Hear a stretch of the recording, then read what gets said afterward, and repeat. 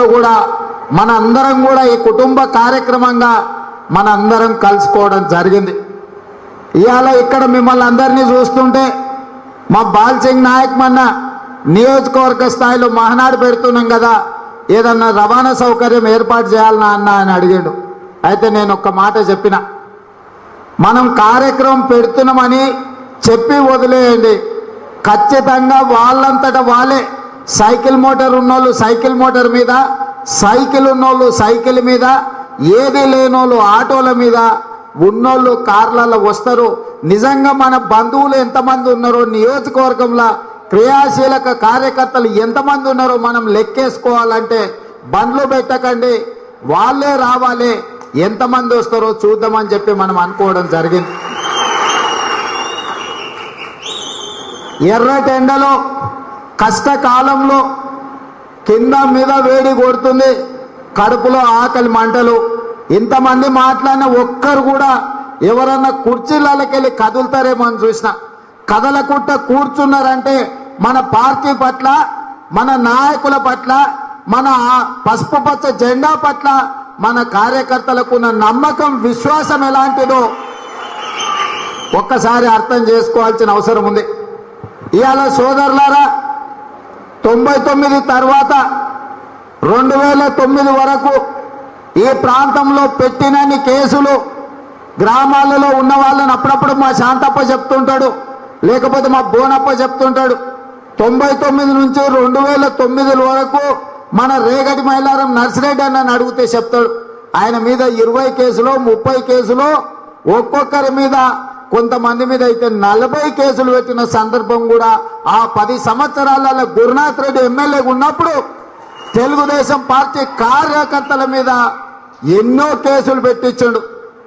ఎన్ని కేసులు పెట్టించినా, ఏమి చేసినా, జైలుకు పంపించినా మా అంబయ్య లాంటి వాళ్ళ మీద మీరు కళ్ళే అమ్మొద్దు, కళ్ళు అమ్ముతే నా కమిషన్ కట్టాల్సిందే అని వాళ్ళ కుల వృత్తిలో కూడా కమిషన్లు అడిగి ఎక్సైజ్ వాళ్ళని పంపించి కేసులు పెట్టినా, మారితే నువ్వు పార్టీ మారు, లేకపోతే మాత్రం కళ్ళమ్మొద్దని చెప్పి మన గౌడ్ సోదరుల మీద కేసులు పెడితే కూడా ఎక్కడ కూడా వెనుకకు తగ్గకుండా ఆనాడు ఆ 10 సంవత్సరాలు గురునాథ్ రెడ్డి మీద పోరాటం చేసింది. వాస్తవంగా నేను ఆనాడు చెప్పినా, ఈరోజు కూడా చెప్తున్నా, తెలుగుదేశం పార్టీ నాకు కల్వకుర్తి టికెట్ ఇస్తుందేమో అనుకున్నా, ఇయ్యలే. పోనీ జడ్చర్లనన్నా ఇయ్యండి సార్ అని అడిగిన, ఇయ్యలే. కానీ చంద్రబాబు నాయుడు గారు చివరి రోజు నన్ను పిలిచి కొడంగల్ నియోజకవర్గంలో కార్యకర్తలు కష్టాలలో ఉన్నారు, పార్టీ బలంగా ఉంది, కష్టాలలో ఉన్న కార్యకర్తల కోసం నేను నిన్ను అక్కడికి పంపిస్తున్నా, ఈ బీఫామ్ ఇచ్చి పంపిస్తున్నా, నువ్వు ఏమీ ఆలోచన చేయకు, అక్కడికి పొమ్మని చెప్పిండు. సార్కు ఒక మాట చెప్పిన, నేను అంతకుముందు ఒక్కడేసారి ఎవరితో సమస్య ఉంటే పొయ్యి వచ్చిన సార్, నాకు దారి కూడా తెలియదు, ఎట్లకెళ్ళి వాళ్ళనో కొడంగల్ నాకు తెలియదు. ఇవాళ చివరి రోజు నామినేషన్లు, చివరి రోజు నా చేతులు అర్ధరాత్రి 3 గంటలకు బీఫామ్ పెడితే నేను ఏడికి పోయి నామినేషన్ వేయాలి, ఎవరితో కలిసి నామినేషన్ వేయాలి, ఎన్నికలలో గెలిచేది ఎట్లా సార్ అని అడిగిన చంద్రబాబు నాయుడు గారిని. కానీ సార్ ఒక్క మాట చెప్పిండు, నువ్వు కొడంగల్ నియోజకవర్గంలో తెలుగుదేశం పార్టీ కార్యకర్తల మీద నమ్మకం పెట్టుకొని తెలుగుదేశం పార్టీ బీఫామ్ తీసుకొని నువ్వు కొడంగల్ చౌరస్తాకు పోయి నిలబడు, వేలాది మంది కార్యకర్తలు నీ నామినేషన్కి వస్తారో రారో నువ్వు పోయి చెప్పుకో అని చెప్పిండు. నేను బీఫామ్ తీసుకొని బయలుదేరిన. నాకు ఆనవాయితీ మా ఊర్లో హనుమాన్ దేవాలయంలో దండం పెట్టుకునేదన్నా మంచి పని చేయాలంటే మా ఊర్లో హనుమాన్పల్లి హనుమంతుని దేవునికి దండం పెట్టుకొని బయలుదేరే అలవాటు. 3 గంటలకు చంద్రబాబు నాయుడు గారు బీఫామ్ ఇస్తే అక్కడి నుంచి మా సొంతూరుకు పోయి గుళ్ళె దండం పెట్టుకొని, ఇక ఉన్నది నువ్వే స్వామి, నువ్వే చూసుకో, ఏం జరుగుతుందో నాకు తెలియదు, పార్టీ ఆదేశం ఇచ్చింది, రాముడు ఆదేశం ఇస్తే హనుమంతుడు ఎట్లయితే పోయిండో చంద్రబాబు నాయుడు గారు ఆదేశం ఇస్తే కొడంగల్ కూడా నేను గట్లనే పోతున్నా, అక్కడ ఉన్న కార్యకర్తల మీద నమ్మకంతో నేను పోతున్నా అని చెప్పి చక్కగా బయలుదేరి వచ్చేటప్పుడు రాఘవరెడ్డి అన్నకు ఫోన్ చేసిన, అన్న మర్చిపోయిండో ఏమో నాకు తెలియదు కానీ అన్న నామినేషన్ ఏనికి వస్తున్నా, ఏమి సంగతి అని 2 రోజుల ముందన్న నిర్ణయం తీసుకుంటే బాగుండేది కదా, ఏంది పరిస్థితి అంటే ఇక పార్టీ ఆదేశించింది వస్తున్నా, నామినేషన్కి అయితే రావాల్సిందే, వేయాల్సిందే కదా అని బాల్సింగ్తో మాట్లాడినా. నీకెందుకు సార్, నువ్వైతే నడు, మేము వస్తున్నామని. నేను కొడంగల్ చేరుకునే వరకు ఏ విధంగా అయితే రాముడికి వానర సైన్యం ఆనాడు రావణాసురుడి మీద యుద్ధం చేయడానికి, రావణాసురుడు ఎక్కడుంటాడో ఎట్లుంటాడో సీతమ్మని ఎత్తుకపోతే శ్రీరామచంద్రుడు బయలుదేరితే హనుమంతునితో పాటు వానర సైన్యం వారధి కట్టి లంకలో ఉండే రావణుడిని గుంజి చంపి సీతమ్మకు చెర విడిపించినట్టు కొడంగల్ నియోజకవర్గం రావణాసురుడు లాంటి గురునాథ్ రెడ్డి చేతులకెళ్ళి విముక్తి కలిగించడానికి వానర సైన్యం ఆనాడు శ్రీరామచంద్రుడికి ఏ విధంగా అయితే మద్దతు ఇచ్చిండ్రో కొడంగల్ కార్యకర్తలు, తెలుగుదేశం పార్టీ నాయకులు ఆనాడు నాకు మద్దతు ఇవ్వడం జరిగింది. పాత్రికేయ మిత్రులకు, హైదరాబాద్ నుంచి వచ్చిన వాళ్ళకి కూడా తెలవాలి, సరిగ్గా నామినేషన్ వేసిన రోజు నుంచి పోలింగ్ వరకు 14 రోజులే. నేను ఇక్కడ తిరిగింది 11 రోజులే. 11 రోజులు కొడంగల్ నియోజకవర్గం ఏ ఊరికి పోతే ఎక్కడుంటుందో తెలియదు. మదనపల్లి నుంచి మొదలు పెట్టాలి. నందారం వెంకటయ్య గారు, నందారం సూర్యనారాయణ గారు బొమ్మరాజ్పేట మండలంలో మదనపల్లి నుంచి తూర్పు దిక్కు నుంచి ప్రచారం మొదలు పెట్టిండు. నువ్వు కూడా అక్కడి నుంచే మొదలు పెట్టాలని ఓ పెద్ద మనిషి చెప్పిండు. ఆ మదనపల్లి ఎక్కడుందో నాకు తెలిస్తే కదా, ఏడికి పోవాలో నాకు తెలియదు. మరి నువ్వే బండి ఎక్కవా అడిగితే బాగుండదు. ఎక్కడుంది ఊరని అడిగితే చెప్పిన ఆయనతో బాగుండదని నువ్వు బండి ఎక్కువ మరి మాట్లాడుకుంటూ పోదామని బండి ఎక్కించిన. ఇక ఆయననే దారి చెప్పుకుంటూ పోతే మదనపల్లె నుంచి మొదలు పెడితే ఇక వెనక్కి తిరిగి చూడకుండా మనం ఆ ఎన్నికలలో ఏమి జరిగినా హస్నాబాద్ లో సంఘటన జరిగితే నిమిషాలలో వేల మంది కార్యకర్తలు హస్నాబాద్ లో తెలుగుదేశం పార్టీ మీద దాడి జరిగితే అదే చౌరస్తాలో కూర్చొని ఆ ఊర్లో ఎన్నికలలో ఏజెంట్లను పెట్టి ఆ రోజు ఆ ఊర్లో పోలింగ్ నడిపించడం జరిగింది. అంటే ఇవాళ ఆనాడు మనం ఎవరమో తెలియదు, ఎక్కడి నుంచి వచ్చినమో తెలియదు, మనం మంచోళ్ళమో చెడ్డోళ్ళమో కూడా ఎవరికి తెలియదు. అయినా కొడంగల్ బిడ్డలు, కొడంగల్ ప్రజలు ఎంత మంచోళ్ళే అంటే మాకొచ్చిన నాయకుడు మంచోడే అని నమ్మి 14 రోజులల్లా 7,000 మెజార్టీతోని ఈ నియోజకవర్గంలో నన్ను ఎమ్మెల్యేని చేసిందంటే 7,000 ఓట్లతో నేను గెలిస్తే ఒక్క కోస్గి మండలమే 7,000 ఓట్ల మెజారిటీ ఇచ్చింది. మొత్తం నియోజకవర్గంలో గెలిచిన మెజార్టీ మొత్తం మిగతా మండలాలలో సరాసరిగా కాంగ్రెస్ కు మనకు వస్తే 7,000 మెజారిటీ ఒక్క కోస్గిల్ మండలం నుంచే ఇవాళ మనకు మెజార్టీనిచ్చి తెలుగుదేశం పార్టీని గెలిపించడం జరిగింది. రెండవసారి ఎన్నికలు వచ్చినాయి. అప్పుడు ఎన్నికల సందర్భంలో కూడా ఇక మీ సారు ఉండడు, మీ సారు పోయినాక మీ పని వార్త బిడ్డ అని కొడంగల్ చౌరస్తలా గురునాథ్ రెడ్డి కొడుకులు ఒకరొకరు మనోళ్ళని అన్నారంట. ఇంకా మీరు వచ్చినా కూడా అప్పుడంటే మీ మాటలు చూసేసిండ్రు, కానీ ఇప్పుడు ఎట్లేస్తారో చూస్తామని. మళ్ళా 2014 ఎన్నికలు జరిగినాయి. రాష్ట్రం మొత్తం కేసీఆర్ హవా నడిచిన కొడంగల్ నియోజకవర్గంలో కేసీఆర్ తోక ముడవాల్సిన పరిస్థితి వచ్చింది.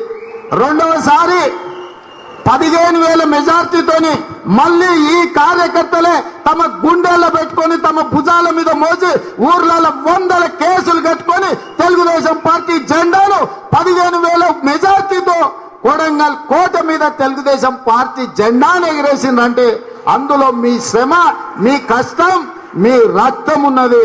నేను బతికున్నంత కాలం కొడంగల్ కార్యకర్తల కష్టాన్ని గుర్తుపెట్టుకుంటా. ఇవాళ నేను చాలా మందికి ఏం పని చేసిపోయి ఉండొచ్చు, కొన్నిసార్లు పలకరించడానికి కూడా నేను సమయం దొరకకపోవచ్చు, కొన్నిసార్లు మీకు కలవకపోయి ఉండొచ్చు. కానీ ఈ రాష్ట్రంలో కొడంగల్ నియోజకవర్గానికి గుర్తింపు తీసుకురావాలంటే, కొడంగల్లో తెలుగుదేశం పార్టీ కార్యకర్తలను కాపాడుకోవాలంటే మా నాయకుడు రేవంత్ రెడ్డి ఇక్కడి నుంచి ఎమ్మెల్యే కావాలని మీరే సొంతంగా ఎన్నికలలో నిలబడితే ఎంత కష్టపడతారో అంతకంటే ఎక్కువ కష్టపడి నన్ను ఈ రోజు ఎమ్మెల్యేగా గెలిపించిండ్రు రెండవసారి. ఇవాళ మీరు గుండెల్లో పెట్టి చూసుకున్నారు కాబట్టి, ఇవాళ అభిమానంతో గెలిపిస్తున్నారు కాబట్టి అప్పుడప్పుడు మా హనుమంతనే కోపం వస్తుంటది. ఊరికి రోడ్డు వేపిస్తా అని 7 ఏళ్ళు 8 ఏళ్ళు అయింది, నువ్వు నా ఊరికి మాత్రం రోడ్డు వేపిస్తలేవని. నేను కనిపించినప్పుడు అన్న కోపం వస్తుంది, నా మీద కోపం అవుతాడు. నేను మళ్ళీ అక్కడ పోగానే ఎవరన్నా పార్టీ గురించి అన్నా నా గురించి అన్నా ఏమన్నా అట్లిట్లా మాట్లాడితే అసలే ఊరుకోడు.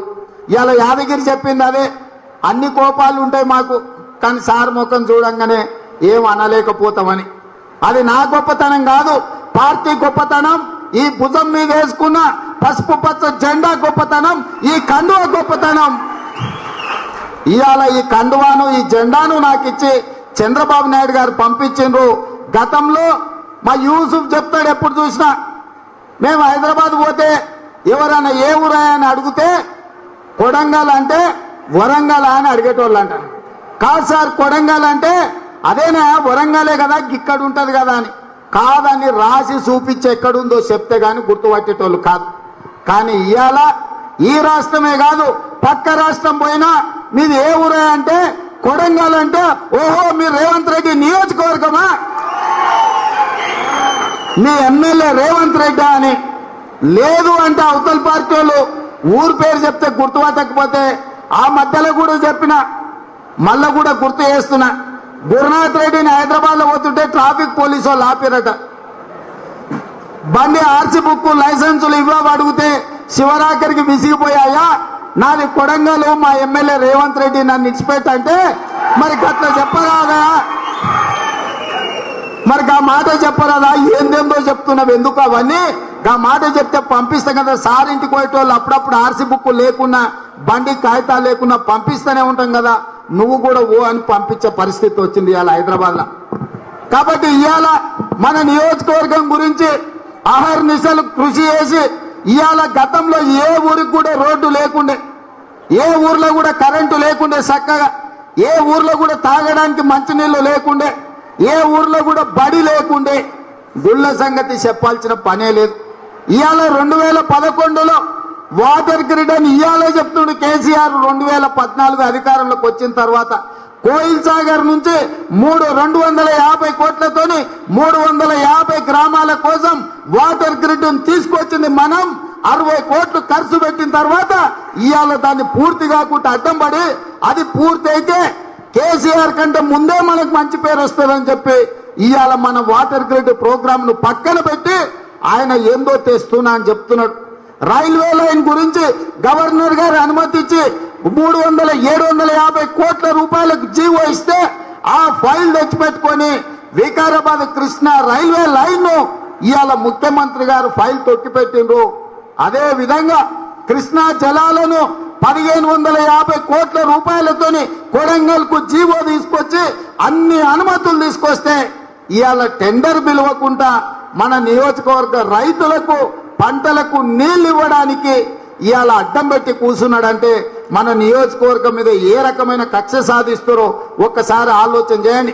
కోస్గిలో బస్ డిపో కోసం కూడా 5 ఎకరాల భూమి కొనిచ్చి 2 కోట్ల రూపాయలు మనమే సొంతంగా ఇస్తే 5 సంవత్సరాల నుంచి ఆనాడు కాంగ్రెస్ లో అడ్డం పడ్డ గురునాథ్ రెడ్డి ఇవాళ టిఆర్ఎస్ లో ఉండి మన బస్సు డిపో కట్టకుండా ఇవాళ అడ్డం పడుతున్నాడు. ఇలాంటి పరిస్థితులు ఉన్నా మనము హైదరాబాద్ తో పోటీ పడి ఇవాళ రోడ్లు కానీ లైట్లు కానీ కరెంటు కానీ సబ్ స్టేషన్లు కానీ తాగడానికి నీళ్లు కానీ ఇవాళ మన నియోజకవర్గానికి తెచ్చుకున్నాం. ఇవాళ అప్పుడప్పుడు కొన్నిసార్లు ప్రభుత్వం పనిచేయకపోతే విసుగొచ్చి వదిలేయాలనిపిస్తుంది. అప్పుడు మన నర్సప్ప గుర్తొస్తాడు. నర్సప్ప ఏదైనా పట్టిండంటే ఇంకా మనిషిని పని చేసే వరకు ఇడిచిపెట్టాడు. నాకు ఒక ఎమ్మెల్యే ఉన్న టీటీడీలా మన సండ్ర వెంకట వీరయ్య గారు. అసలు మన నర్సప్ప సంగతి మనం ఎట్లాటోళ్ళం కొడంగల్లో తెలవాలని ఓ పని ఆయనకు చెప్పి ఆయనకు అప్పచెప్పిన, ఇగో మావాడు వస్తాడు పని చేసి పెట్టని. మన ఎప్పుడో ఖమ్మం పోయినప్పుడు కాళ్ళకు దండం పెడుతుడు, ఓ స్వామి ఎట్లాంటి తలిగించిన స్వామి, నన్ను నిద్ర కూడా ఓనిస్తలేడు, సంసారం కూడా చేయనిస్తలేడు, ఆ పని ఏందో కానీ మీ కొడంగల్లో లేని ఇట్లా పట్టుకుంటారని. అంటే గ్రామాలలో అభివృద్ధి కోసం ఆయన అడిగింది ఇంటి పని కోసం కాదు, ఊర్ల గుడి పని కోసం అడిగిండు. ప్రజల కోసం మనం పని చేద్దాం, మనం నిలబెట్టుకుందాం. ఇవాళ కేసీఆర్కి ఎవరన్నా భయం లేదు, తెలుగుదేశం పార్టీ అంటేనే భయం ఉంది. ఇవాళ గతంలో గురునాథ్ రెడ్డి కొడంగల్లో ఏ విధంగా దొరపోకడులు పోయిండో, ఏ విధంగా మన కార్యకర్తల మీద కేసులు